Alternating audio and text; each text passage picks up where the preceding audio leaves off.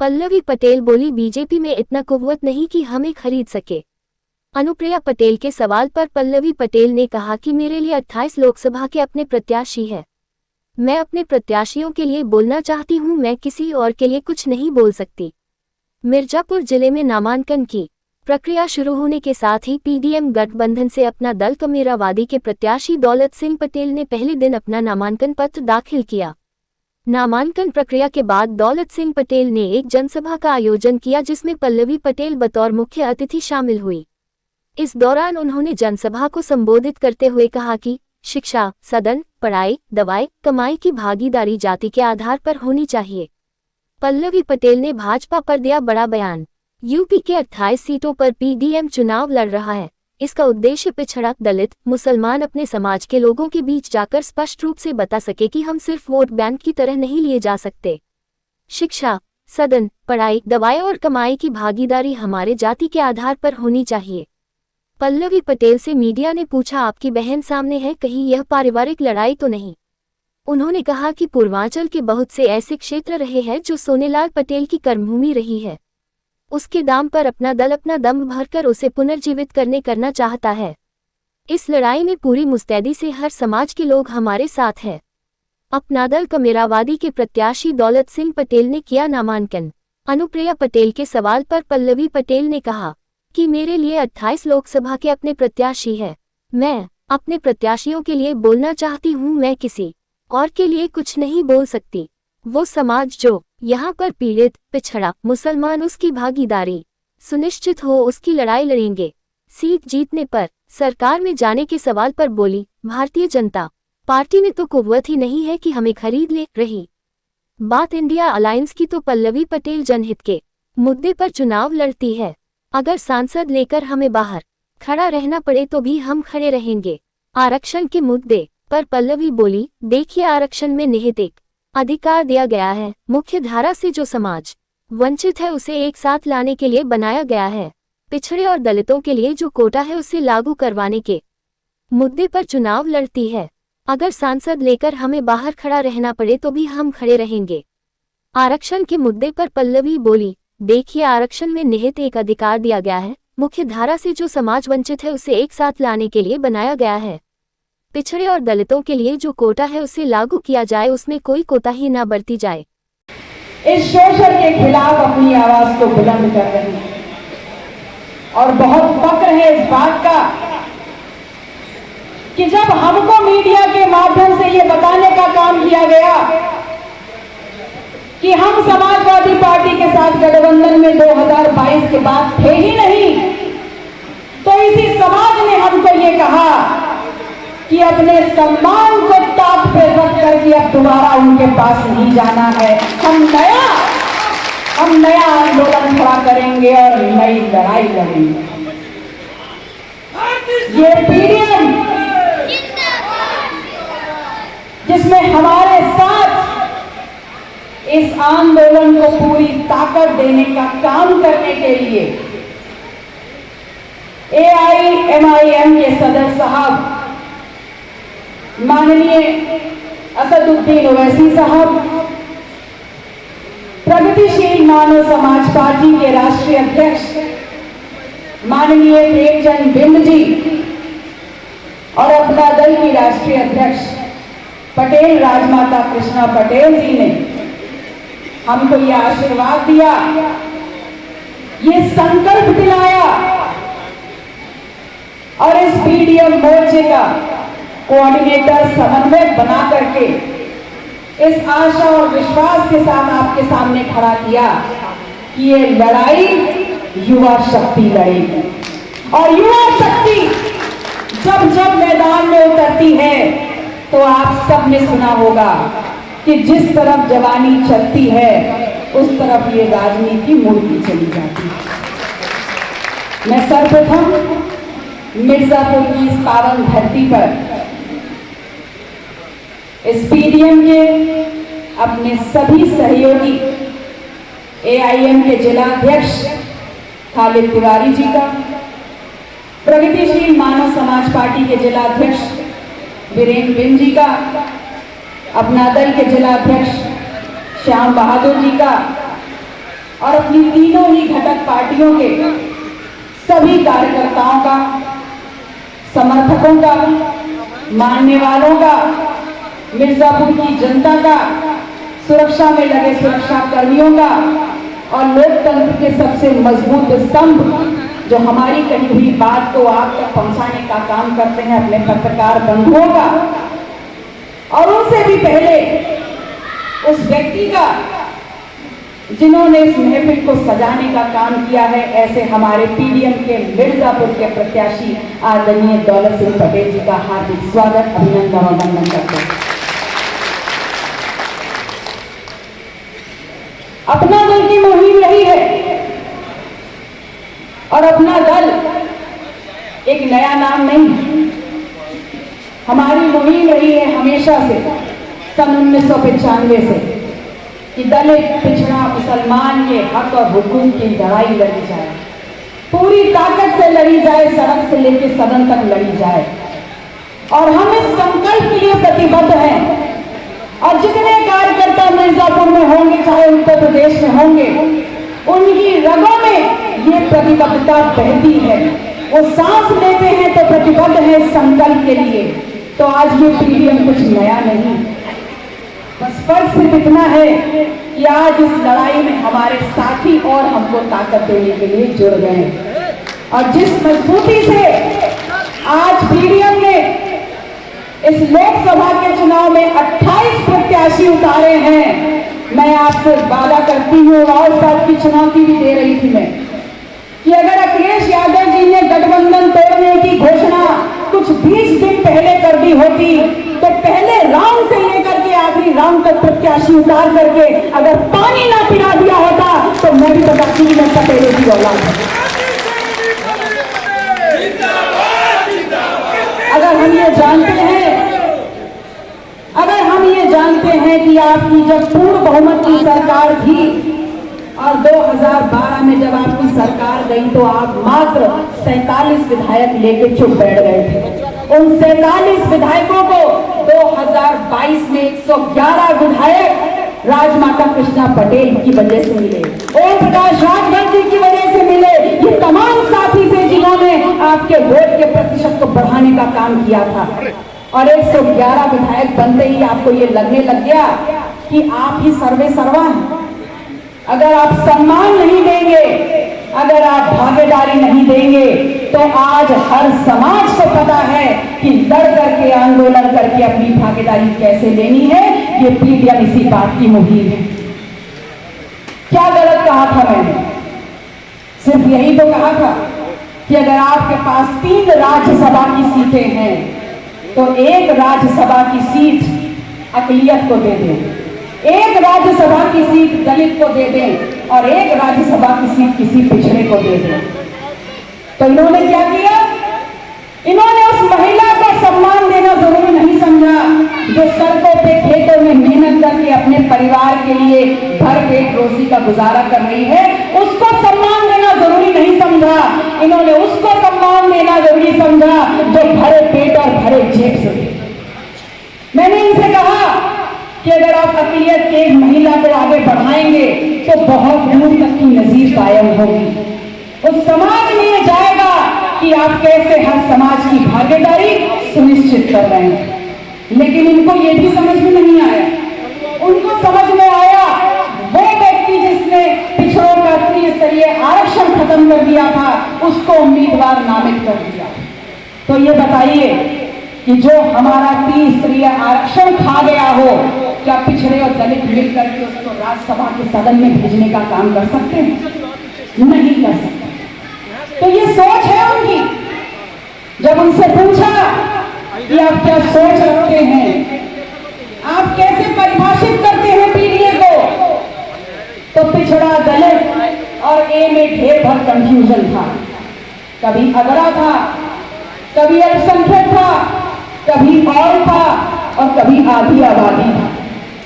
ये ए जो था कंफ्यूज्ड ए, ये पूरे समाज को कंफ्यूजन दे रहा था, पूरे समाज को भ्रमित कर रहा था।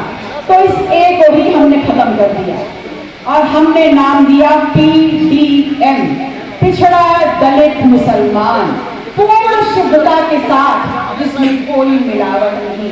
पिछड़ा है तो है, दलित है तो है, मुसलमान है तो है। और ये लोग वो हैं जो 2014 में, 2017 में, 2019 में, 2022 में भारतीय जनता पार्टी के खिलाफ पूरी ताकत से इनके साथ खड़े होकर के इनको जिताने में लगे हुए थे। लेकिन कमबख्त इनके बीच में बैठा हुआ वो मीर जाफर, वो आपके बेटे की सौदागरी करके आपको मुझको नाबूद करने के लिए आपके बीच में आके बोलता है कि कभी आप अकलियत हैं, कभी आप अल्पसंख्यक हैं, कभी आप महिला हैं, कभी आप आदि आबादी हैं और कभी आप अगड़ा हो जाते हैं। जब तक पूर्ण शुद्धता नहीं होगी विचारों की, जब तक पूर्ण शुद्धता नहीं होगी संकल्प की, तब तक आप किसी भी आंदोलन का नेतृत्व नहीं कर सकते। ये आपको क्या बताते हैं, 2014 में आपके बीच में आए भारतीय जनता पार्टी के लोग, तो आपसे कहा कि सब कुछ बदल देंगे और विकास लाके दिखाएंगे इस देश के हर कोने में। तो मैं आप लोगों से पूछती हूँ कि विकास की परिभाषा क्या है? क्या विकास की परिभाषा रोड लाइट हो सकता है? और अगर रोड और लाइट भी है तो इस मिर्जापुर जनपद में जितने रोड बने हैं उसमें ठेकेदारी करने का मौका किसको मिला? क्या यहाँ पर स्थानीय लोगों को ठेकेदारी करने का मौका मिला? यहाँ पर जितने भी हाईवे बने हैं उन सब में जिसको विकास के नाम पे परिभाषित कर रहे हैं वो तमाम हाईवे वो हैं जो सरिया ईंट गारे से बने हैं और जिसमें कमीशन खोरी के इंतहा होती है। तो अगर ऐसा भी काम हो रहा है तो क्या यहाँ के लोकल लोगों को, स्थानीय लोगों को उससे काम मिला? क्या उसमें उनको भागीदारी मिली? नहीं मिली। तो अगर आपकी विकास की परिभाषा रोड है तो उस रोड के मार्फत यहाँ के स्थानीय लोगों को कमाई मिलनी चाहिए थी। तो जब यहाँ के स्थानीय लोगों को कमाई नहीं मिली तो यहाँ के स्थानीय लोग विकास के नाम पर आपको अपना वोट क्यों देंगे? स्थानीय व्यक्ति को वोट देकर तो उसको आगे बढ़ाने का काम क्यों नहीं करेंगे? देखिए, विकास की परिभाषा हमको समझाई जाती है रोड, खरंजा, नाली और लाइट, लेकिन विकास ये है नहीं। इस दुनिया में कहीं पर भी जाइए, अगर विकास की परिभाषा कुछ है तो development is only defined in terms of that if a child is born and he moves out of his house, he has school and colleges. Once he has his degree and he moves out of his school and colleges, he has his job. And once he is able to work for 30 days, hard-earned money, the salary is there in his pocket. And once he has his salary in his pocket, he is able to give that due respect to his family, society and nation. मतलब विकास की परिभाषा है कि अगर एक बच्चा पैदा होकर घर की दहलीज के बाहर निकले तो उसको स्कूल और कॉलेज मिल जाए, और स्कूल और कॉलेज में जब पढ़ करके डिग्री लेकर के वास्तविक जीवन को लिए निकले तो उसके हाथ में उसकी नौकरी हो, और जब 30 दिन में नौकरी में काम कर ले तो उसकी मेहनत की कमाई, उसकी तनख्वाह उसकी जेब में हो, और वो जेब में जब वो तनख्वाह आएगी तो वो अपने परिवार का, अपने समाज का और अपने देश का विकास खुद ही कर लेगा। जो झूठे विकास की परिभाषा की आवश्यकता नहीं है। तो जिस विकास की परिभाषा को समझा करके हम सबको लूटने का काम किया जा रहा है पिछले एक दशक में, मैं आपसे कहने आई हूं कि भारतीय जनता पार्टी को अगर हराने की ताकत किसी में है और घुटने पे लाने की ताकत किसी में है तो सिर्फ और सिर्फ पीडीएम में है। मैं आपसे ही कहने आई हूं कि चुनौती लीजिए और विकल्प के रूप में आप पीडीएम को स्वीकार करिए, क्योंकि भारतीय जनता पार्टी से लड़ने का मादा ये जेल और बेल वाले लोगों में नहीं है, उन लोगों में नहीं है जिनके ऊपर आय से अधिक संपत्ति के केसेस चल रहे हो, उनके अंदर ये मादा नहीं है। जो लोग भ्रष्टाचार में आकट तक डूबे हुए, अगर भारतीय जनता पार्टी को कोई हरा सकता है, कोई घुटने टेकने पे मजबूर कर सकता है तो वो सिर्फ और सिर्फ इस देश का आम आदमी है। और आम आदमी इसलिए है क्योंकि उसकी रवे में मेहनत और ईमान का खून बह रहा है। अगर वो सत्ता बना सकता है तो जब उसको लूटा जाएगा वो सत्ता बिगाड़ भी सकता है। हमारे प्रत्याशी जो है वो आपके बीच में वर्षों एक आम आदमी हूं जिन्होंने आपके साथ धरना प्रदर्शन भी किया है, आपके बीच में खड़ंजे भी लगवाए हैं, आपकी तकलीफों में थाना चौकी भी करी है। तो अगर आपके परिवार का व्यक्ति आपके बीच में बैठेगा, आपके साथ चलेगा, तो आपको मजबूती मिलेगी। हम आपसे ये कहने आए हैं कि भारतीय जनता पार्टी हो या इंडिया अलायंस, दोनों में कुछ खास फर्क नहीं है। इंडिया अलायंस क्या है? इंडिया अलायंस है बिहार में कांग्रेस और तेजस्वी यादव, और उत्तर प्रदेश में है कांग्रेस और अखिलेश यादव। मतलब इंडिया अलायंस हुआ कांग्रेस और यादव। तो बाकी पिछड़ा दलित मुसलमान क्या करेगा? भैया के नाम पे जवानी कुर्बान करेगा और दरी बिछाने का काम करेगा। अगर आप भागीदारी नहीं दे सकते हैं तो ये पिछड़ा दलित मुसलमान जिसने घंटों लाइन में खड़े होकर के आपको जिताने के लिए एक छत होकर के मुहिम छेड़ी है, आपको किसी को ना हराएगा ना किसी को जिताएगा, आपको सिर्फ अपने अस्तित्व के लिए लड़ेगा और अपने बीच के बेटे, अपने बीच के भाई को आगे ले जाकर के अपनी बात सदन में उठाएगा और अपनी बात कहलवाएगा। मैं आप लोगों से ये कहने आई हूं कि याद रखिएगा, भारतीय जनता पार्टी के लोग जब आपके बीच में आए तो आप उनसे एक सवाल जरूर पूछिएगा, और ये पूछिएगा कि आपने किया क्या है, आप करना क्या चाह रहे हैं। आपने वादा किया था रोजगार देंगे, तो रोजगार की परिभाषा क्या है? मिर्जापुर जो ब्रास फेयर इंडस्ट्रीज के लिए जाना जाता है, कजरी के लिए जाना जाता है, जो कालीन के लिए जाना जाता है, जहां के लोगों के हाथों के हुनर ने दुनिया में आपको यश दिलाया, आज अगर उन हाथों में काम नहीं है तो आपको ये समझना चाहिए कि जिस हाथ में काम नहीं उसका कोई दाम नहीं और समाज और परिवार में उसका कोई सम्मान नहीं। तो इस सम्मान को वापस लाने के लिए, अपने हाथों का काम वापस लाने के लिए, भारतीय जनता पार्टी को उसका मूल चरित्र दिखाने के लिए और मूल औकात दिखाने के लिए आपको पीडीएम का साथ देना होगा।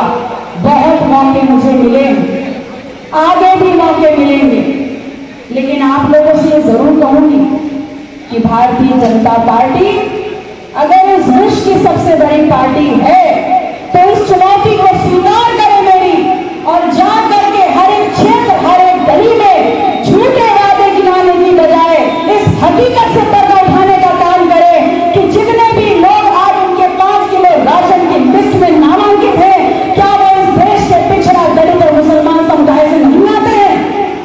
इस बात पे पर्दा उठाने का काम करें कि जितने भी लोग आज दवाई की कमी से मर रहे हैं वो बच्चे क्या पिछड़े दलित और मुसलमान समाज से नहीं आते हैं। इस बात की सच्चाई से पर्दा उठाने का काम करें कि जितने भी लोग आज अशिक्षित हैं और जिनको शिक्षा नहीं मिल पा रही है, क्या वो पिछड़ा दलित मुसलमान समाज से नहीं आते हैं?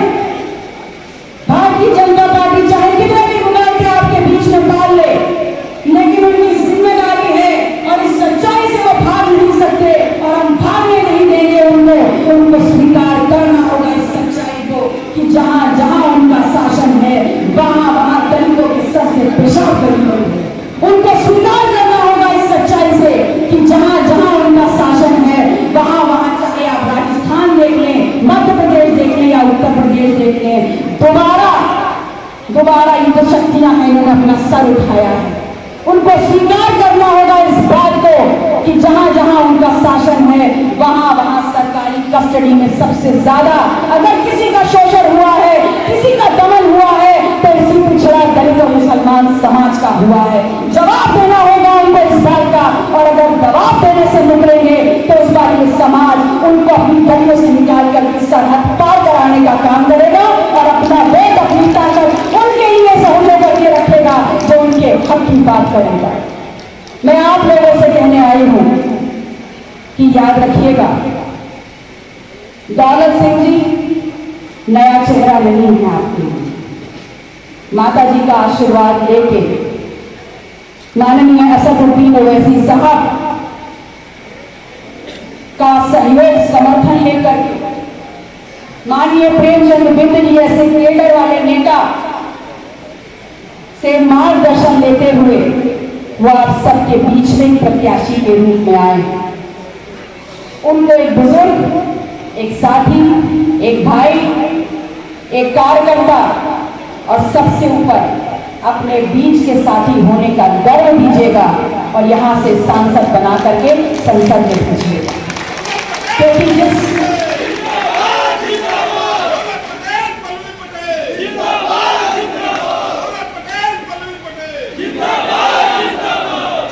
मैं ये कहने आई हूं कि यहां बैठा हर वो व्यक्ति या जहां तक मेरी आवाज जा रही है या हर वो व्यक्ति जिसके सरकारी दस्तावेजों में दलित, पिछड़ा और मुसलमान लिखा हुआ है, ये उसकी जिम्मेदारी बन जाती है कि उठ खड़े होइए इस आंदोलन के साथ, क्योंकि आपको नजीर रखनी है, आपको उदाहरण रखना है आपके आने वाली पीढ़ी के लिए कि जब हमको तोड़ा गया, जब हमको लूटा गया तो हम खड़े हुए, हम टकरा गए उन शक्तियों से और जीत हासिल करके हमने अपने बच्चों के लिए उस नए भविष्य का निर्माण किया है। ये पीडीएम जिसकी नींव आप आज रखेंगे, ये आपको एक बहुत ही स्वर्णिम भविष्य देने वाली है। इसलिए आपके बीच में चाहे कोई भी आए, चाहे कोई भी बरगलाने का काम करे, ये याद रखिएगा, ये अस्तित्व, पहचान और सबसे ऊपर हमारे संविधान की लड़ाई है। वो संविधान जिसने हमको एक वोट की ताकत देकर के राजनीतिक हैसियत दी है, अगर वो संविधान भी नहीं बचा तो याद रखिएगा ना आप प्रधान बन पाएंगे, ना आप कभी प्रधानमंत्री बना पाएंगे। हम आपके बीच में कोई बड़ा मैनिफेस्टो लेके नहीं आए हैं, कोई घोषणा पत्र नहीं है हमारा, सिर्फ पूर्ण शुद्धता के साथ, पूर्ण संकल्प के साथ सिर्फ एक वादा लेकर के आए हैं। अगर सत्ता बदली, अगर सत्ता हम बदल पाए दिल्ली की, जिसकी शुरुआत आप मिर्जापुर से करेंगे, तो आपको विश्वास दिलाते हैं कि इस देश में सबसे पहले जातिवादी जनगणना होगी और जब हर एक समाज की ड्यूटी होगी तो इसकी जाति की संख्या के अनुपात में, शिक्षा में, सदन में, कमाई में, पढ़ाई में, खेत में, खलिहान में, हर चीज में, यहाँ तक कि इस देश के विकास में भी आपकी होगी हिस्सेदारी। और जब हिस्सेदारी होगी तो घर छोड़ के कहाँ भागोगे, इस देश को और समाज को आगे बढ़ाने में अपनी जिम्मेदारी भी आप निभाओगे। बहुत बहुत आभार कि आप सभी लोगों ने इतने लंबे समय से इंतजार किया। दोबारा आपके बीच में पुनः आऊंगी और आप सभी लोगों से बहुत ढेर सारे बातें करूंगी। फिलहाल अभी के लिए आप सभी लोगों से रजा लेते हुए सिर्फ 2 लाइनें कहूंगी कि याद रखिएगा वक्त हर किसी को मिलता है अपनी जिंदगी बदलने को, लेकिन इतिहास गवाह है जिंदगी दोबारा किसी को नहीं मिली अपना वक्त बदलने को। माकूल वक्त है अपनी जिंदगी, अपना भविष्य और मिर्जापुर का इतिहास बदल दीजिएगा। बहुत बहुत आभार। नमो बुद्धाय। जय अपना दल, जय संविधान, जय पीडीएम। धन्यवाद साथियों।